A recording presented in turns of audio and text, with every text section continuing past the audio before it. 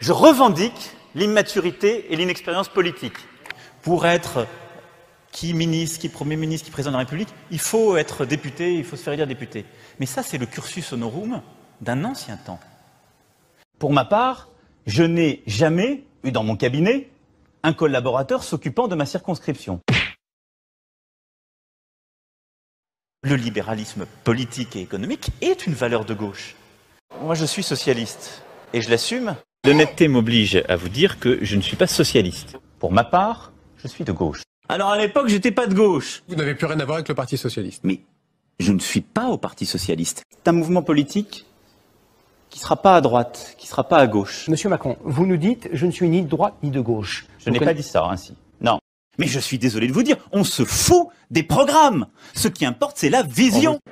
Il n'y a d'ailleurs pas une culture française. Parce que moi, l'art français, je ne l'ai jamais vu. Et on est tous des enracinés. Et donc, parce que nous sommes des enracinés, il y a des arbres à côté de nous, il y a des rivières, il y a des poissons, il y a des frères et des sœurs. Je pense qu'il y a toujours une part de transcendance dans la politique. Je l'évoquais. Il y a les deux. Mais vous n'êtes pas un illuminé. Non, je vous rassure. Mais pas Raël. Non. L'argent ne se mange pas. Il ne se mange pas, je confirme. Il ne se respire pas. Mais vous n'êtes pas un illuminé. Lorsque tout semble triste, lorsque tout parfois semble perdu ou morose, il faut penser printemps. Penser printemps, mes amis, c'est réconcilier l'ambition et le réel. Mais penser printemps, ça ne veut pas dire non plus que sans avoir semé, on pourrait déjà promettre la moisson à tout à chacun. S'il fait 2 ans VTC, c'est mieux pour trouver un CDI que s'il est 2 ans à toucher le RSA dans son quartier. Allez, à Stein, expliquer aux jeunes qui font chauffeur Uber, de manière volontaire, qu'il faut mieux aller tenir les murs ou dealer. Il était sain dans un pays qu'en effet des jeunes aient cette ambition de pouvoir devenir milliardaires. L'entreprise, c'est le lieu où précisément des jeunes Françaises et des jeunes Français vont devenir autre chose que ce qu'ils sont, vont pouvoir se réaliser.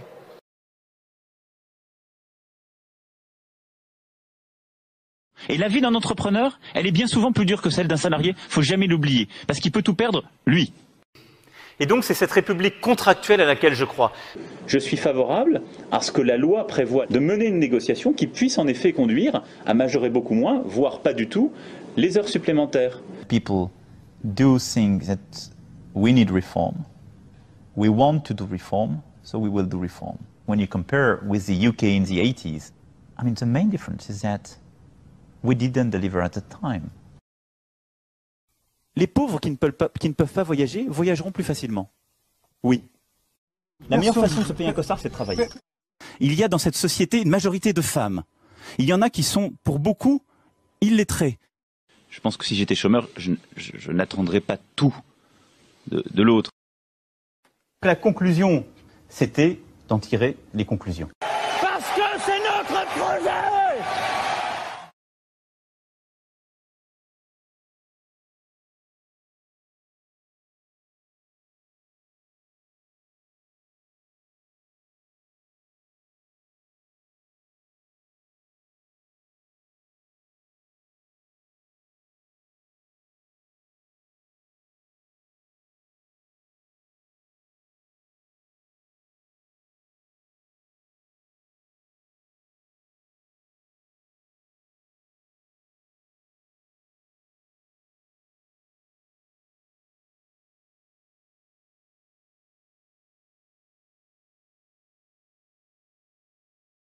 Se présente aux élections.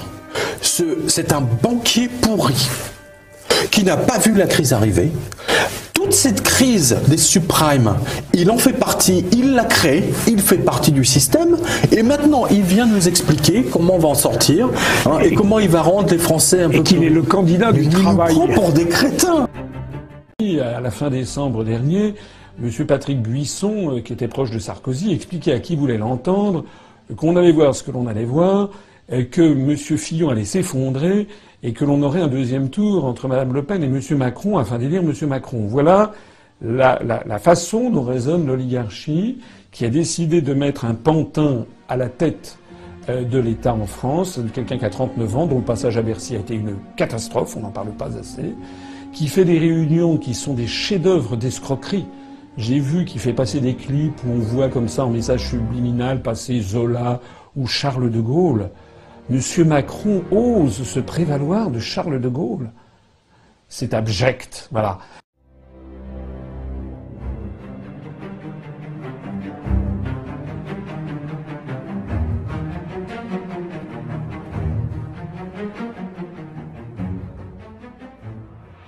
Emmanuel Macron, donc né le 21 décembre 1977, qui a bientôt 40 ans, haut fonctionnaire, banquier d'affaires, et qui est devenu récemment homme politique français. Il est inspecteur des finances, il est banquier d'affaires chez les Rothschild. On n'est pas vraiment à la gauche de la gauche. Là, pour un socialiste, débarquer directement des Rothschild pour gérer les affaires de la France, c'est encore pour un gouvernement socialiste assez surprenant. Et secrétaire général adjoint du président de la République entre 2012 et 2014, et ministre de l'économie et de l'industrie depuis 2014. Et je me suis demandé comment un inconnu a pu avoir une ascension aussi fulgurante sans avoir fait ses preuves de façon électorale, sans avoir été élu. Emmanuel Macron a été présenté à François Hollande par Jacques Attali. Jacques Attali sur la gauche, donc qui est un ami d'Emmanuel Macron, a été présenté.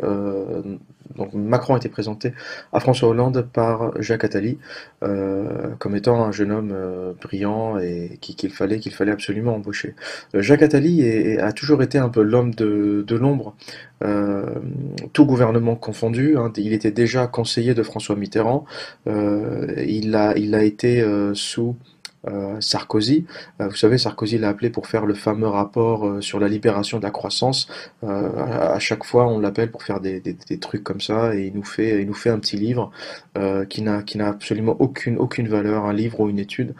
Pire que ça, Jacques Attali va aussi dire que non seulement Emmanuel Macron est le candidat idéal pour 2017, mais il dit aussi sur BFM TV qu'il connaît la prochaine candidate, qu'il connaît peut-être la prochaine présidente française au-delà de 2022. Il a déjà repéré des talents, et il sait très bien où on va et qui on va élire. Donc c'est vrai que je suis très, très proche d'Emmanuel, c'est un garçon très brillant. J'ai eu le privilège dans ma vie d'être en situation de mettre le pied à l'étrier à pas mal de jeunes. Je crois qu'Emmanuel Macron a tout à fait le talent pour être un présidentiable. J'irai même plus loin. Je crois que je connais celle qui viendra après lui. Autre chose, il lance sa campagne et il lance aussi une espèce pas de sondage d'opinion, mais une marche qui est censée prendre la température du peuple français. Donc ça s'appelle les marcheurs d'Emmanuel Macron, qui ont pris la route à travers toute la France et qui vont comme ça remonter les informations à Emmanuel Macron, et comme ça il pourra avoir une idée de l'état de la France.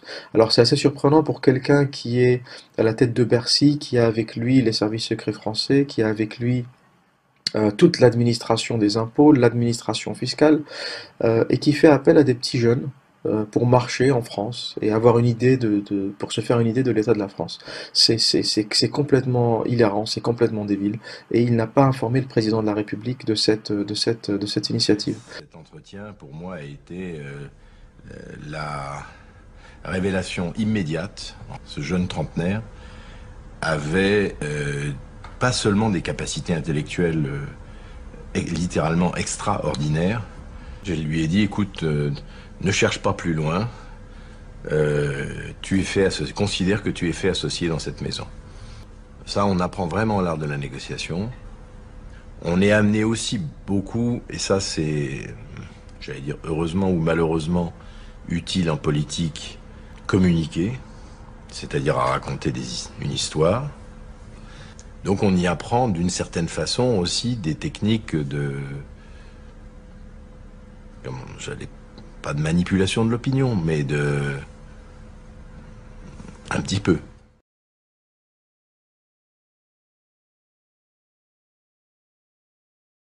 Voici Mike Poon, tout sourire, sur les bords de la Garonne.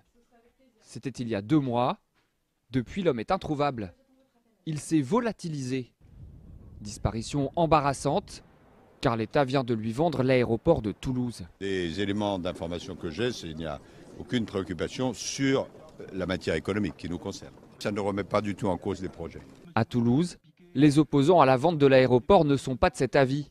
Surtout que le richissime industriel chinois serait recherché dans son pays pour corruption. On apprend par la presse qu'un aéroport est vendu. On apprend par la presse que l'acheteur est en fait véreux, est en cavale. Donc on est dans le grand n'importe quoi. À un scandale démocratique, ça s'ajoute peut-être maintenant un scandale tout simplement d'État. Aujourd'hui, beaucoup s'interrogent. L'argent a-t-il été versé? Y a-t-il eu des négligences? Les opposants exigent des réponses. Nous posons une question simple à M. Macron et au gouvernement. Nous voulons les preuves du paiement des 308 millions d'euros, premièrement. Et deuxièmement, la traçabilité pour vérifier que les fonds n'aient pas transité par des paradis fiscaux. Parce qu'auquel cas, on assisterait peut-être et probablement à une opération de blanchiment d'argent. Aujourd'hui, Emmanuel Macron, Manuel Valls et le Premier ministre chinois seront à Toulouse. Officiellement, la question de l'aéroport ne figure pas à l'ordre du jour.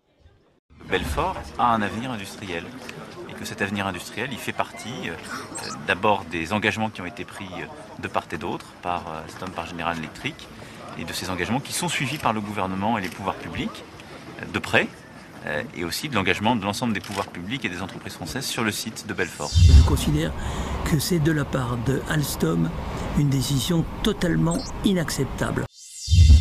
On nous a expliqué qu'il fallait vendre Alstom Énergie pour conforter Alstom Transport. Monsieur Macron a pris des engagements solennels devant les salariés d'Alstom à Belfort.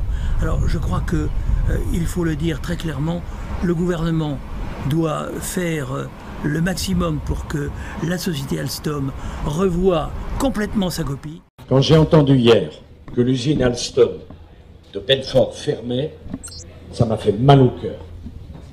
Mal au cœur pour les ouvriers que j'ai vus tant de fois chez Alstom, qu'on avait sauvés. Ça fait plus d'1 siècle et demi qu'Alstom était là-bas. Du jour au lendemain, parce qu'au fond le gouvernement ne les a pas défendus.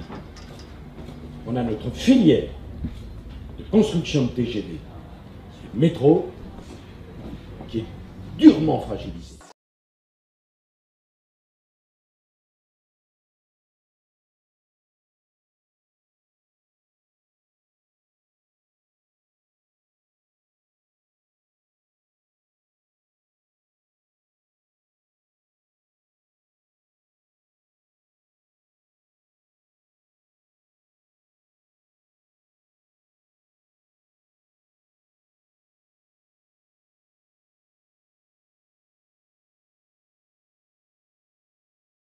Devinez qui m'a écrit, oui, à l'hôtel de ville, Emmanuel Macron. Oh, un courrier, alors j'en revenais pas. Monsieur Emmanuel Macron, vraiment c'est gentil de m'avoir écrit, mais votre courrier, il ne dit rien. C'est du blabla du début à la fin. Il n'y a pas une once de proposition politique. Et vous m'écrivez, pourquoi? Pour me demander, eh bien, de vous donner ma promesse de parrainage pour l'élection présidentielle. Ah ouais, mais non, en fait, ça va pas le faire. C'est juste pas possible que je vous parraine. Je vous explique pourquoi. De qui Emmanuel Macron est-il le nom? Eh bien, Emmanuel Macron, c'est le jeune énarque scribouillard qui a été notamment le rapporteur, enfin le rédacteur du rapport de monsieur Attali sous Nicolas Sarkozy. Vous savez, le rapport sur la libération de la croissance qui a permis la création du statut d'auto-entrepreneur et ensuite le développement des plateformes type Uber qui ont développé un esclavage moderne. Donc c'est hors de question. Ensuite, quand vous avez basculé chez François Hollande et que vous êtes devenu ministre, eh bien vous nous avez imposé vos lois Macron de déréglementation des métiers, mais aussi les lois, les mesures anti-écologiques comme les cartes Macron qui sont déjà en train de licencier. Mais c'est aussi l'imposition du travail du dimanche pour tout un tas de gens et surtout des femmes qui se retrouvent comme ça avec leur dimanche matin complètement brisé. Aujourd'hui, Marine Le Pen, l'opinion tique sur l'arnaque des antisystèmes. Tous les candidats se revendiquent de l'antisystème. Est-ce que de ce point de vue-là, Emmanuel Macron, aujourd'hui, qui effectue une percée dans les sondages, ne vous a pas ravi la vedette de ceux qui sont contre le système, de ceux qui ne se présentent pas au sein d'un parti? Est-ce qu'il vous a pas un peu ringardisé de ce point de vue-là? Le système, c'est pas le parti. Le système, c'est précisément tout ce qui est autour du parti. Pardon, Monsieur Macron, et Monsieur Minck l'a dit d'ailleurs, dans une forme d'élan et d'aveu, c'est le meilleur candidat du système. C'est le candidat construit par le système. C'est-à-dire qu'il est le représentant de ceux qui défendent leurs intérêts personnels, leurs intérêts catégoriels, l'intérêt des grandes puissances financières, et qui se moquent absolument totalement de l'intérêt du peuple ou de l'intérêt de la nation. Mais vous êtes candidate d'un parti qui a vu, par le biais d'autres pairs, où le vôtre se présentait 7 fois à l'élection présidentielle depuis 74, ce qui n'est pas d'ailleurs un problème. Mais vous êtes dans le système comme tous les autres candidats, c'est ça le sujet. Le système, vous ne savez pas ce que c'est. Le système, c'est vous. Le système sont les banques. Le système, ce sont des gens qui sont déconnectés de la réalité du pays et qui, encore une fois, sont entre eux et défendent leurs propres intérêts. C'est ça le système, et qui imposent des politiques à l'encontre de la volonté des peuples. Le système, c'est ceux qui se sont coalisés en 2005 pour imposer la Constitution européenne aux Français qui avaient dit non par référendum à 55%. On le voit bien, il est l'instrument de certains milieux, de certains pouvoirs. Il est l'instrument. C'est-à-dire la finance, des milieux de la finance, des banques d'affaires, des gens facile. C'est pas un peu facile. Mais si. Bah, c'est pas un peu facile. Vous connaissez quelqu'un qui peut faire des unes de magazines pendant un an de cette manière-là. Vous connaissez quelqu'un qui trouve autant de moyens en si peu de temps. Ah non, c'est pas ça du tout. Moi, je vous dis pourquoi on a mis Emmanuel Macron en une. Outre l'intérêt qu'il peut y avoir, c'est qu'Emmanuel Macron fait vendre. Il y a un vrai intérêt. Oui, mais il a fait vendre au fur et à mesure. Il a fait vendre parce que on a commencé par quand on fait la liste des unes, c'est invraisemblable. Des unes de magazines, d'hebdomadaires. Les grands médias se focalisent et en rajoutent et en rajoutent et en rajoutent et en rajoutent encore sur ce seul François Fillon, alors que d'autres, finalement, passent à travers les gouttes. Voilà. Notamment Monsieur Macron. Monsieur Macron, il y a des quantités de choses qui circulent à son égard, notamment sur des frais de bouche qu'il aurait dépensés à Bercy pour le compte de son parti politique en gestation. On ne sait pas du tout qui finance d'ailleurs ces espèces de shows à l'américaine qui doivent coûter des fortunes. Qui est derrière? Je suis absolument sceptique sur cette affaire. Et quand je dis sceptique, c'est le mot le plus modéré que je puisse choisir. Alors je vais vous dire, oui, ça ne marchera pas. Et ça ne marchera pas parce que les Français vont voir exactement ce que cette démarche signifie, ce qu'il y a derrière tout ça. Mais qu'est-ce qu'il y a derrière? Derrière cet hologramme, il y a une tentative qui a déjà été faite plusieurs fois de très grands intérêts financiers et autres qui ne se contentent plus d'avoir le pouvoir économique, ils veulent avoir le pouvoir politique. Qu'à travers Emmanuel Macron, ces grands intérêts financiers auraient le pouvoir. Et d'ailleurs, c'est très simple, posez-vous une question, pourquoi ces heures et ces heures de télévision en direct, pourquoi ces couvertures de magazines, pourquoi ces pages et ces pages de photographies couleur autour de sujets autour d'histoires qui sont, vous l'avouerez, assez vides. Pourquoi tout ça? Parce que on a déjà essayé plusieurs fois. Essayé en 2007 avec Nicolas Sarkozy, ça n'a pas très bien marché. Essayé en 2012 avec Dominique Strauss-Kahn. Et ce sont les mêmes forces qui veulent réussir avec Macron ce qu'ils ont raté avec Strauss-Kahn. Or, pour moi, il faut que vous sachiez ça, et c'est absolument central, je ne suis pas pour que le pouvoir de l'argent prenne le pas sur la politique. Parce que le risque est immense. Parce que les Français sont désorientés et souvent désespérés. J'ai décidé de faire à Emmanuel Macron une offre d'alliance. Un autre homme a joué un rôle important du côté plutôt Macron, c'est Danny Cohn-Bendit, qui a suivi l'évolution des choses et qui a conseillé à Emmanuel Macron d'accepter si François Bayrou venait et de faire un deal, etc. Donc en réalité, il y a peu de gens qui savaient ce qui se tramait, y compris dans les entourages les plus proches de l'un et de l'autre. Ils ont échangé beaucoup par texto depuis 48 heures. Ils se sont parlé cet après-midi et il y a un homme qui a joué un rôle, c'est Daniel Cohn-Bendit. Par le pédophile Cohn-Bendit. Là, je travaille avec des gosses. Bon. Paul Duc, avec des petits gosses. Alors, là, je dis, essayons d'approcher. Qu'est-ce que les jardins d'enfants alternatifs? Je vais à 9 h du matin retrouver mes 8 petits gosses entre 16 mois et 2 ans. Je vais leur torcher le cul, je vais les chatouiller, ils me chatouillent, on se fait des papouilles. Vous savez, quand une petite fille de 5 ans et demi commence à vous déshabiller, c'est fantastique. C'est fantastique parce que c'est un jeu absolument érotico-maniaque. Je porterai jusqu'au bout. Mais maintenant, votre responsabilité, c'est d'aller partout en France pour le porter et pour gagner. Ce que je veux, c'est que vous, partout, vous alliez le faire gagner parce que c'est notre projet. Vive la République! Vive la France!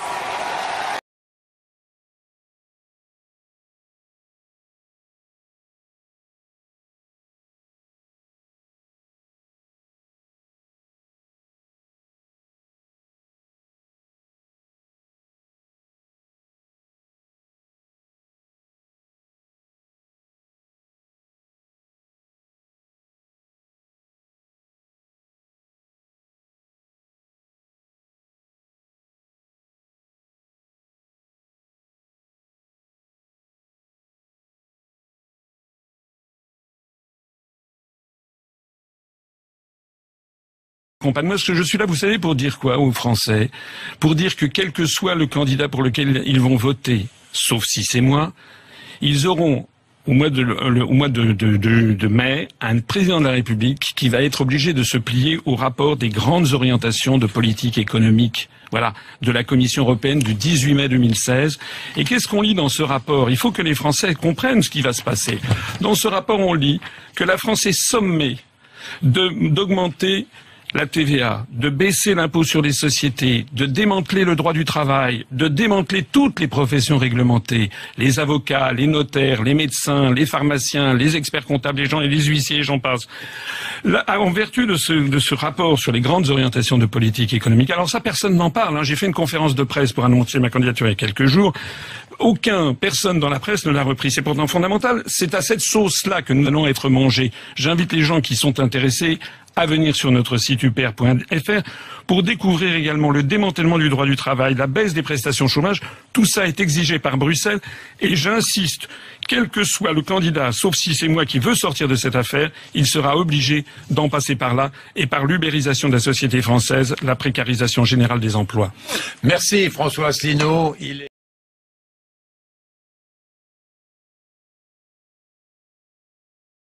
C'est incroyable qu'on appelle représentants des gens qui sont capables de nous trahir au dernier degré comme ça. Des gens qui sont capables de nous trahir au dernier degré comme ça. De nous trahir au dernier degré comme ça.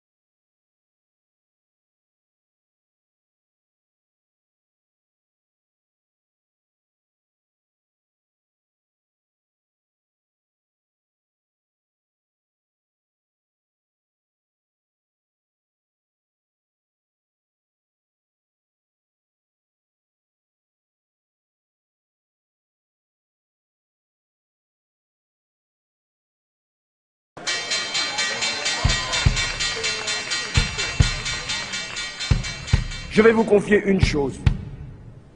Dans cette bataille qui s'engage, je vais vous dire qui est mon adversaire. Mon véritable adversaire. Il n'a pas de nom, pas de visage, pas de parti. Il ne présentera jamais sa candidature. Il ne sera donc pas élu. Et pourtant, il gouverne. Cet adversaire, c'est le monde de la finance. Paris, La Défense, 19 mars 2012. Parmi ces tours, le siège de la Corporate Investment Bank du Crédit Agricole. Et dans cet immeuble, les bureaux de Chevreux, le plus important broker indépendant en Europe, qui conseille 1200 fonds de pension, banques, investisseurs institutionnels. Avec des bureaux à travers le monde, à Boston, San Francisco, New York, Tokyo, Zurich, Madrid, Athènes. C'est d'ici qu'est parti ce papier. C'est une note brève en anglais de seulement 9 pages, qui n'était pas destinée au grand public, seulement aux opérateurs de marché. Mais quand on est tombé sur ce document, on a eu l'impression de découvrir le plan de bataille des financiers. Car eux préparent déjà la préélection. Et ils comptent bien en tirer une victoire, quel que soit le vainqueur, la fin du CDI. On a donc contacté l'auteur de ce texte, Nicolas Doisy, le chief économiste de Chevreux. Il a accepté de nous recevoir.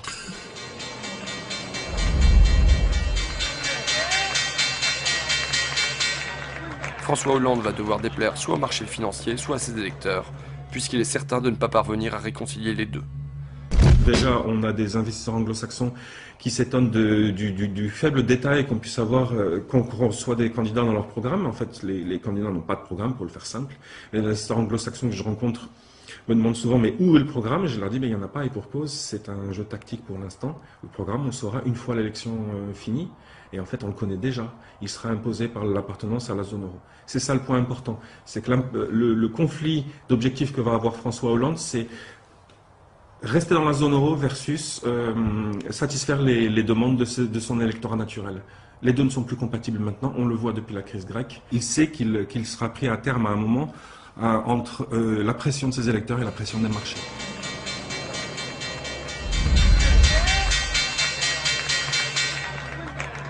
C'est regrettable pour François Hollande, mais la nécessité d'une libéralisation du marché du travail est le résultat direct d'une appartenance de la France à la zone euro. Aussi ne peut-on avoir l'une sans avoir l'autre.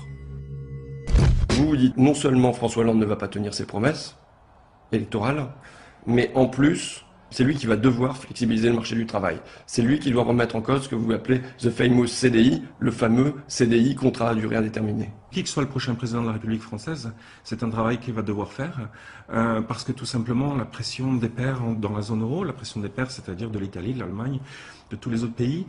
Quand vous regardez bien, l'Allemagne, au milieu des années 2000, a fait ce genre de réformes.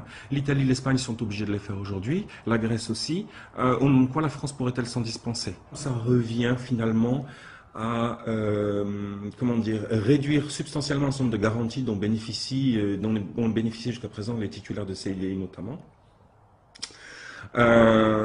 et donc à imposer plus de flexibilité aussi sur les travailleurs, les travailleurs français. Alors, juste une question qui me vient comme ça, vous êtes en CDI ou vous n'êtes pas en CDI, monsieur Doisy? Je suis en CDI, bien évidemment, voilà.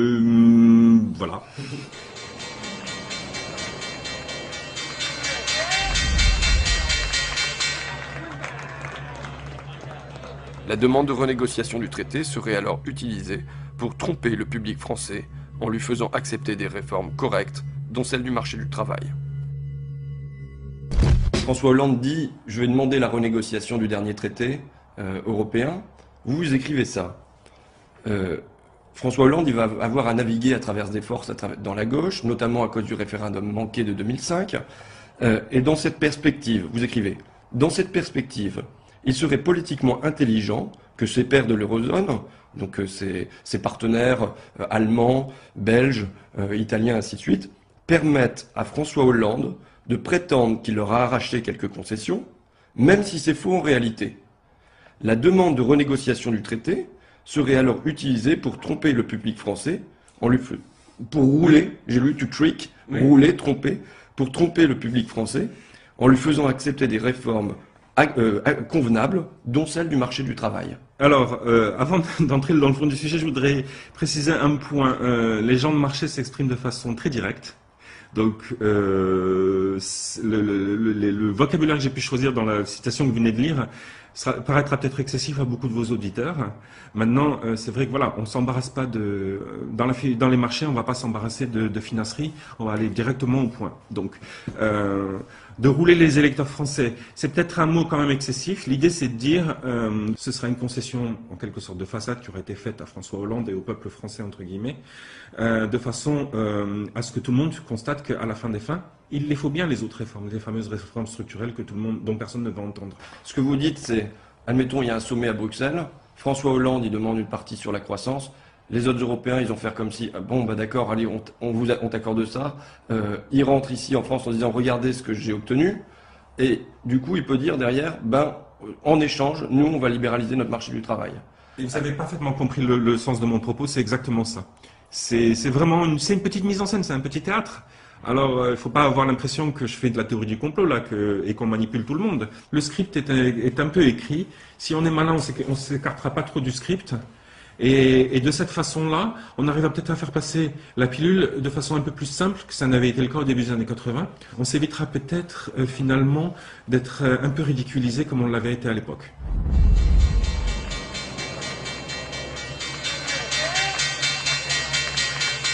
La pression des marchés devrait être une incitation suffisamment puissante pour que François Hollande évite de jouer à des jeux stupides.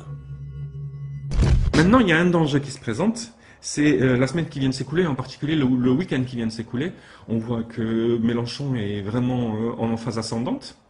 On a bien entendu ce week-end François Hollande qui dit « Oui, croyez-moi, ça va être du sérieux ma renégociation du traité ». Et bien sûr, il est bien obligé parce que avant de gagner le deuxième tour, ceux qui ont connu 2002 savent qu'il faut gagner le premier. Et quand on voit la montée en puissance de Mélenchon, ce qu'on se dit tout simplement, c'est que à partir de maintenant, il va bien falloir que Hollande commence à donner quelques gages à sa gauche. Et c'est là que ça va devenir un peu plus compliqué pour lui, parce que les marchés vont commencer à comprendre, vont commencer à le sentir. C'est ça que je veux dire, c'est que le marché ne laissera pas passer de toute façon.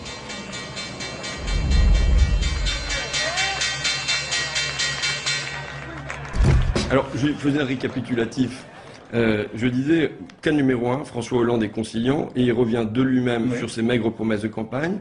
Il libère le marché du travail. Il en finit avec le CDI tel qu'on le connaît. Cas numéro 2, il lui faut une petite pression de ses partenaires européens, une petite concession qui lui serve de prétexte, et derrière, il libéralise le marché du travail.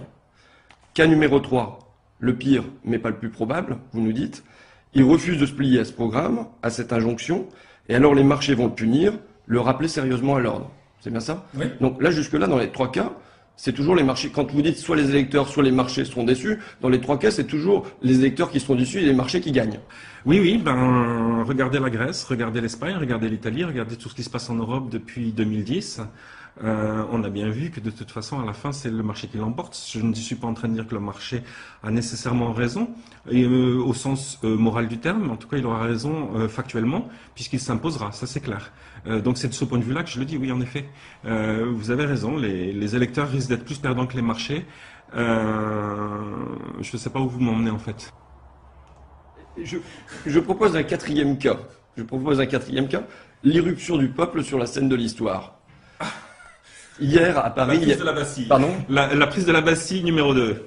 Hier à Paris, il y avait, bon, on va pas chipoter, 80 000, 90 000, 100 000, 120 000 manifestants à l'appel du front de gauche. Si, comme en 1936, on avait une élection qui était suivie de mouvements de masse, de manifestations, de grèves...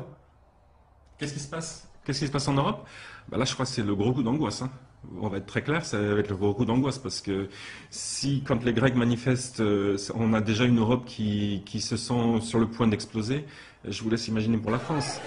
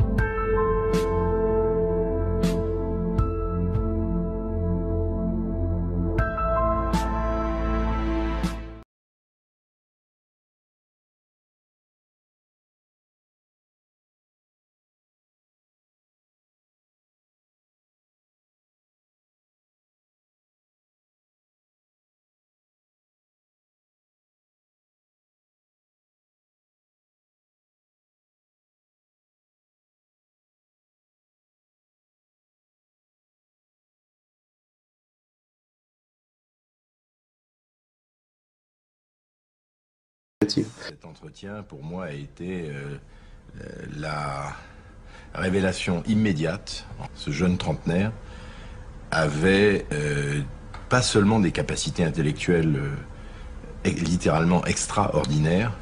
Je lui ai dit, écoute, ne cherche pas plus loin, considère que tu es fait associé dans cette maison.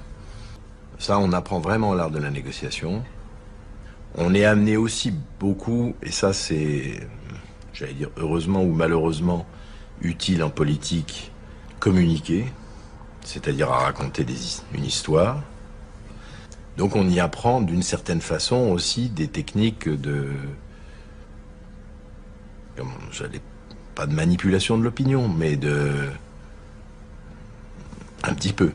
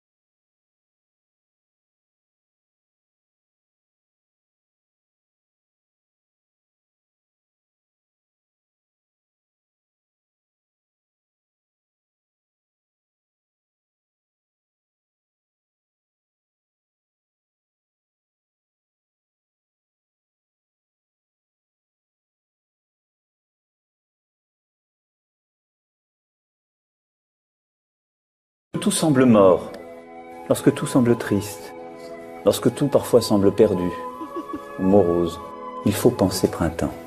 Non pas penser printemps pour s'émerveiller, mais penser printemps parce que, au moment même où cette désolation s'installe dans la nature, quelque chose se prépare qui est déjà là. Alors certains ne le voient pas, certains peuvent désespérer, mais le printemps revient, il est déjà là. Alors ce soir, pour vous et vos familles, pour nous tous, je veux vous dire de penser printemps. Parce que c'est notre projet! Vive la République! Vive la France!